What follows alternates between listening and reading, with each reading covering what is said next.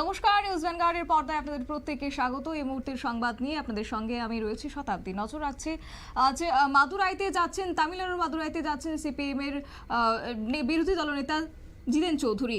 অবশ্য সিপিএম এর সর্বভারতীয় সম্মেলনে যোগ দেবেন তিনি এবং সেই সঙ্গে একঝাঁক নেতৃত্বরা যাচ্ছেন আজকে তামিলনাড়ুর মাদুরাইয়ের উদ্দেশ্যে রওনা হয়ে গেছেন। 2রা এপ্রিলই শুরু হবে দলীয় সম্মেলন এবং সেই নিরীক্ষে যোগ দিতে সেখানে পৌঁছে যাচ্ছেন। গতকালকেও একদল প্রতিনিধি গেছেন এবং সেই সঙ্গে আজকেও আগরতলা থেকে যাচ্ছেন প্রতিনিধি দল।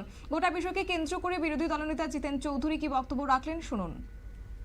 আপনি জানেন যে আগামী 2রা এপ্রিল থেকে তামিলনাড়ুর মাদুরাই শহরে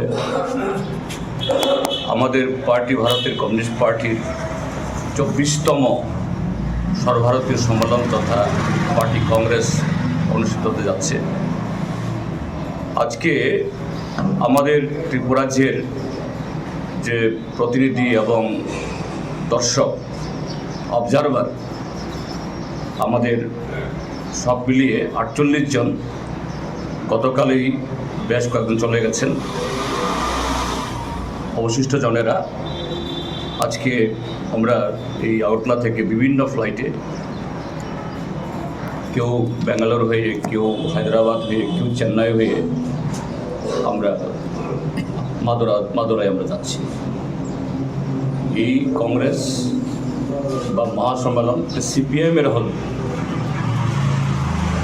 বর্তমান সময়েতে দেশের যে রাজনৈতিক অর্থনৈতিক যে পরিমণ্ডল, বিশেষ করে নরেন্দ্র মোদী নেতৃত্বে কেন্দ্রে বিজেপি সরকার গঠিত হওয়ার পর গত 11 বছর ধরে গণতন্ত্রের উপরে যে আক্রমণ চলছে, দেশের অর্থনৈতিক চেহারা যেভাবে রুগ্ন থেকে রুগ্নতর হচ্ছে, গরিব সাধারণ মানুষের যে জীবন জীবিকা আরও করুণ থেকে করুণতম হচ্ছে, সেই জায়গায় এই সম্মেলনে আমরা বিস্তারিত চর্চা করার মধ্য দিয়ে কীভাবে শুধু আমাদের পার্টিগত দিক থেকে, অর্থাৎ পার্টির শক্তির উপর ভিত্তি করে নয়, সারা দেশের ভাম গণতান্ত্রিক ধর্মনিরপেক্ষ শক্তিকে ঐক্যবদ্ধ করে আগামী দিন দেশের এই যে চরম যে হাল অবস্থা করেছে ভারতীয় জনতা পার্টি, তা থেকে কীভাবে বেরিয়ে আসা যায়,